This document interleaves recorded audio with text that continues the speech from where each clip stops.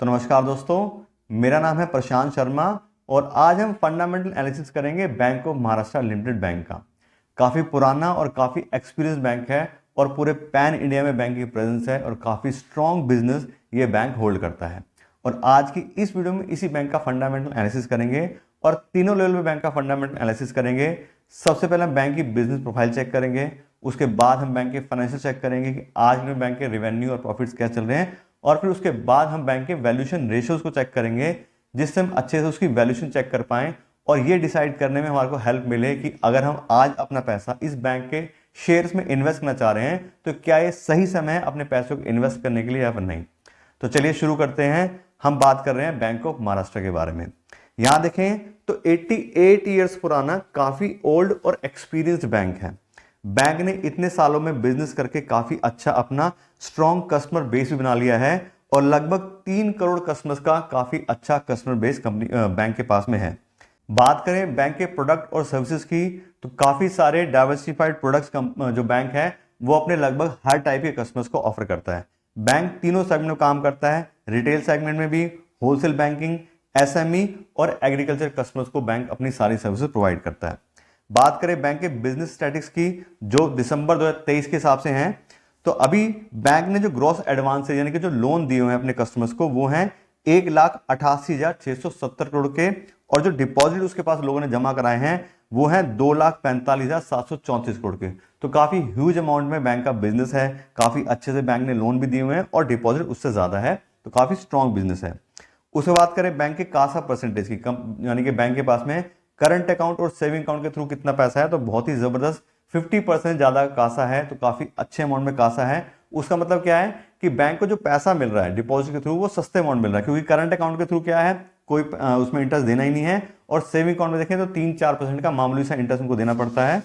लेकिन उनको जो रिटर्न मिलती है, जो लोन वो आगे देते हैं, वो उनको 12 से 15% में मिल जाता है जो इंटरेस्ट है। तो काफी अच्छे से बैंक का नेट इंटरेस्ट मार्जिन इंक्रीज होता है अगर बैंक के पास में कासा अच्छा है।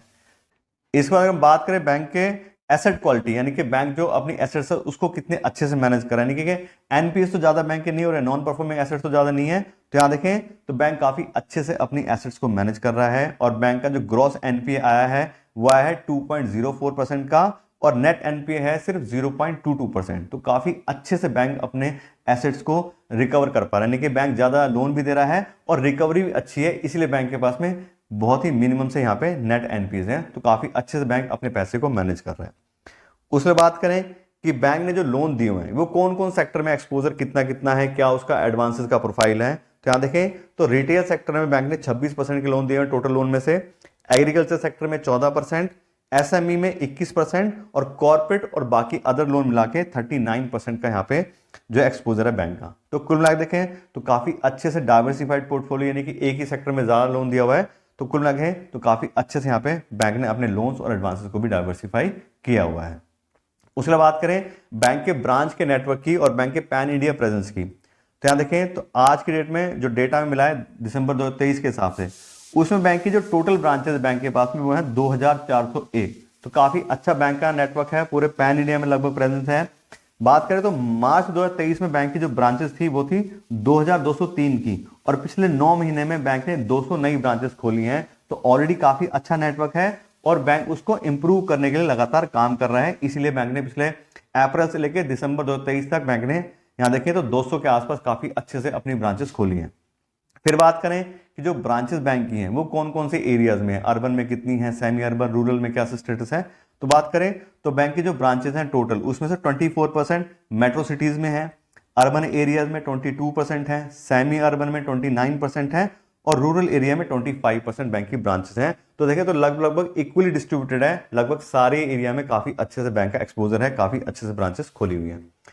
तो इस तरह देखिए बैंक का टोटल बिजनेस प्रोफाइल, तो मेरे को तो काफी अच्छा बिजनेस लगा है, बैंक का प्रोफाइल अच्छा है, बैंक का कासा काफी अच्छा है 50% से ऊपर, बैंक ने लोन और डिपॉजिट भी काफी अच्छे से यहाँ पे दिए हुए हैं, और साथ साथ बैंक का नेटवर्क भी काफी अच्छा है। और जैसे बात की थी हमने तो काफी पुराना बैंक है, तो बैंक का कस्टमर बेस भी काफी अच्छा बना है। तो कुल मिला के बात करें तो बहुत ही बढ़िया एक्सीडेंट बैंक का यहाँ पे प्रोफाइल हमें दिखाई दे रहा है। तो दोस्तों अभी तक तो बात हमने कर ली बैंक की बिजनेस प्रोफाइल के बारे में और बैंक के नेटवर्क के बारे में। अब हम देखते हैं बैंक के फाइनेंशियल्स के पिछले 5 साल में बैंक ने कितने अच्छे से अपने बिजनेस को इंक्रीज किया है, क्या उसके नेट प्रॉफिट और क्या नेट मार्जिन वगैरह रहे हैं, और उसके लिए हम चेक करते हैं पिछले 5 साल का बैंक का डेटा। तो यहाँ पे देखें तो 2019 में बैंक के पास में जो डिपॉजिट थे, जो लोगों ने अपना पैसा बैंक के पास जमा कराया था, वो था 1,40,650 करोड़ रुपए, जो कि अब काफी अच्छे से इंक्रीज हो गए। 2023 का डाटा जो आया है उसके हिसाब से बैंक के पास में 2,34,000 करोड़ रुपए हो गए हैं। तो देखें तो पिछले 5 साल में काफी अच्छे से बैंक के डिपॉजिट में इंक्रीज हुआ है। और बात करें परसेंटेज टर्म की तो 14% की काफी अच्छे CAGR से बैंक के डिपॉजिट में ग्रोथ आई है। अब जितना ज्यादा डिपॉजिट होगा उतना ज्यादा बैंक के पास अवेलेबल होगा पैसा और ज्यादा लोन दे पाएगा। तो डिपॉजिट अच्छे होने बहुत जरूरी है बैंक के पास में। उसके बात करें एडवांसेज या लोन्स की, कितने लोन बैंक ने बांटे हैं, तो 2019 में लगभग 83,000 करोड़ का बैंक का जो एडवांसेज का डेटा था उस हिसाब देखें तो अब 2023 में 1,71,000 करोड़ के आसपास बैंक ने लोन दे दिए हैं। तो काफी अच्छे से इंक्रीज हो गया बैंक का लोन प्रोफाइल। अब जितने ज्यादा लोन देंगे उतनी ज्यादा इनकम होगी, उतना ज्यादा इंटरेस्ट को मिलेगा। तो बैंक लोन भी अच्छे से दे रहा है और बैंक पैसा भी लोगों से काफी अच्छे से डिपॉजिट करवा पा रहा है। बात करें एडवांसेस के CAGR की, पिछले 5 साल में कितने परसेंट से ग्रोथ करी है, तो 20% के बहुत ही बढ़िया CAGR से पिछले 5 साल में बैंक ने अपने एडवांसेस और लोन्स को बढ़ाया है, जो कि काफी अच्छा नंबर है। उसके बात करें बैंक के नेट इंटरेस्ट इनकम की, अब क्योंकि बैंक के एडवांसेस बढ़े हैं तो नेट इंटरेस्ट इनकम भी काफी अच्छे से बढ़ी है। 3700 करोड़ के आसपास की नेट इंटरेस्ट इनकम आ रही है 2019 की। बात करें 2023 में तो 7,741 करोड़ पे काफी अच्छी ग्रोथ के साथ में यहाँ पे नंबर आए हैं। बात करें यहाँ पे भी CAGR की तो इसमें भी सेम 20% के काफी अच्छे CAGR से बैंक ने अपनी नेट इंटरेस्ट इनकम को बढ़ाया है।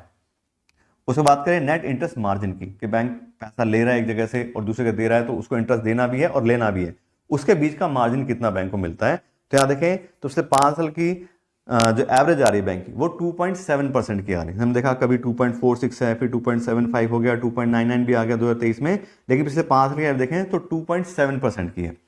अब बात करें तो ये अगर हम प्राइवेट बैंक से कंपेयर करेंगे तो उस हिसाब से काफी लो दिखाई देती है, लेकिन हम जैसे देखें सरकारी बैंक है तो सरकारी बैंक क्या होता है, कम रेट ऑफ इंटरेस्ट पे और रूरल एरिया में काफी जगह लोन देते हैं। तो उस हिसाब से देखें तो इनका जो बैंक का नेट इंटरेस्ट मार्जिन है वो प्राइवेट बैंक के कंपेरिजन में काफी कम होता है। लेकिन यहाँ पे देखें इसको हम सरकारी बैंक के हिसाब से कंपेयर करें तो 2.7% का ठीक ठाक बैंक का नेट इंटरेस्ट मार्जिन है, बहुत ज्यादा बड़ी तो नहीं है लेकिन ठीक है। उसके बात करें नेट प्रॉफिट की तो 2019 में बैंक यहाँ पे देखें तो लॉस में गया था 4,784 करोड़ का, लेकिन उसके बाद ही तो बिल्कुल ही सिनेरियो इंक्रीज हो गया है। 2020 में 389 का प्रॉफिट, उसके बाद में बात करें 2023 में तो 2,600 करोड़ रुपए का काफी अच्छा ग्रोथ बैंक के नेट प्रॉफिट में आया है। तो पिछले 4 साल या 5 साल की टोटली बात कर लें तो काफी अच्छे से बैंक ने अपने यहाँ पे प्रॉफिट को इंक्रीज करा है। उसके बात करें नेट एनपीएस की, पिछले 5 साल का क्या रिकॉर्ड रहा है बैंक के नेट एनपीएस का, तो 2019 में बहुत ज्यादा हाई था 5.52%, फिर देखें तो लगातार उसमें कमी आई है और अब 2023 में देखें तो 31 मार्च 2023 को जो बैंक के नेट एनपीए थे वो थे 0.25। तो काफी अच्छे से बैंक ने अपने नेट एनपीएस को कवर कर लिया है।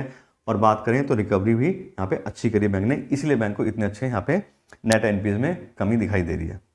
तो इस हिसाब से बात करें बैंक के सारे फाइनेंशियल्स की तो बिल्कुल हम क्लियरली देख रहे हैं बैंक के एडवांसेस में काफी अच्छी ग्रोथ है, डिपॉजिट में ग्रोथ है, बैंक ने लॉस से अब प्रॉफिट में काफी अच्छे से आ गए।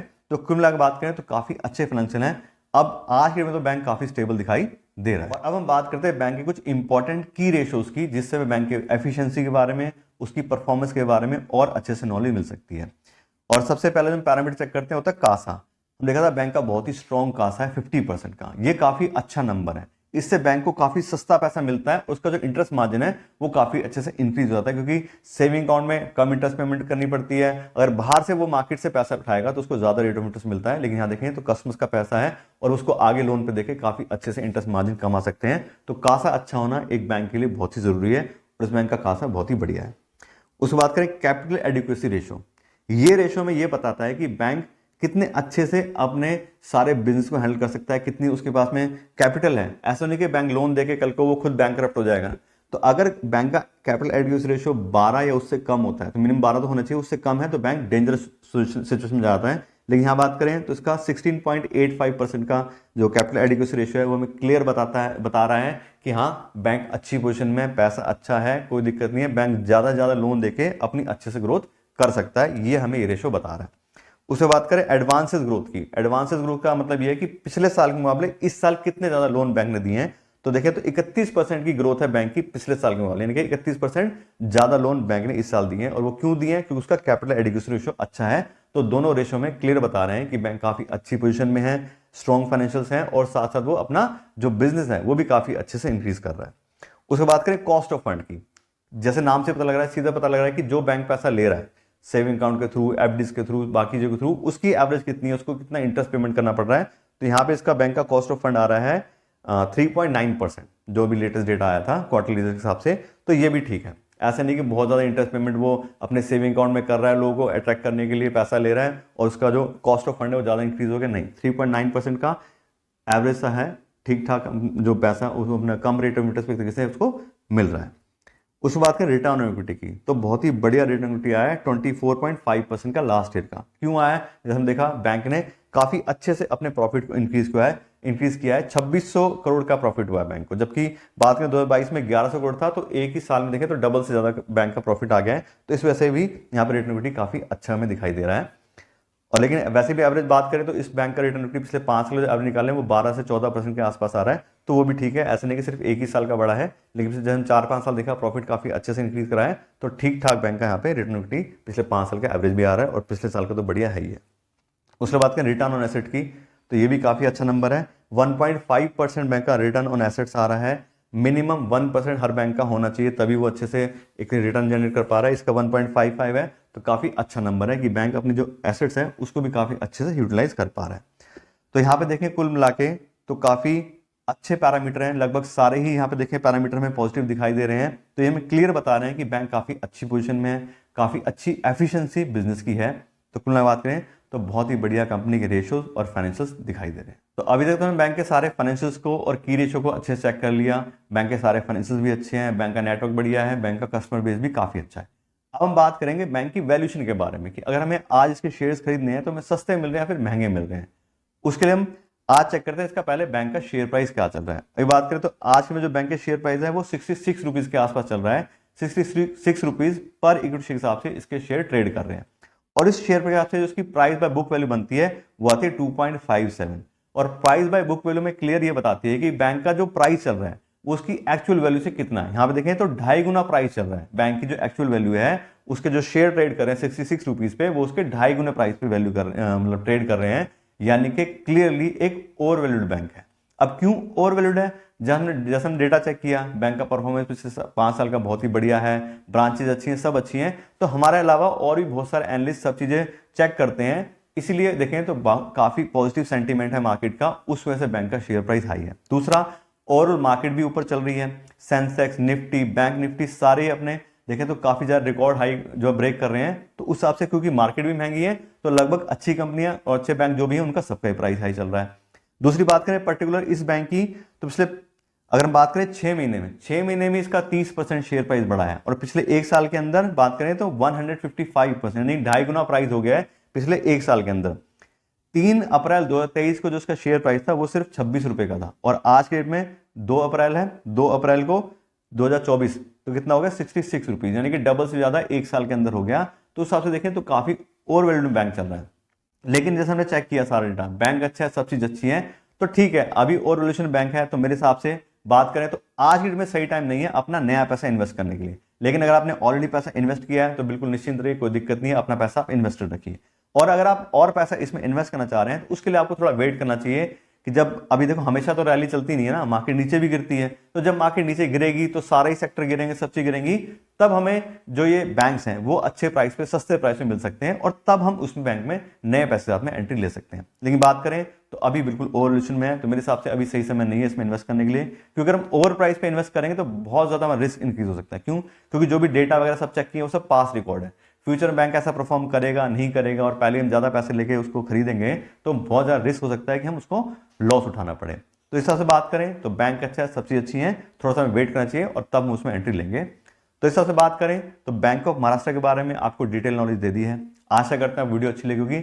अगर आपको वीडियो अच्छी लगी हो तो उसको लाइक और शेयर जरूर कीजिएगा और साथ साथ अगर आप मेरे चैनल पर नए हैं तो मेरे चैनल को भी सब्सक्राइब कर लीजिएगा। Thank you so much.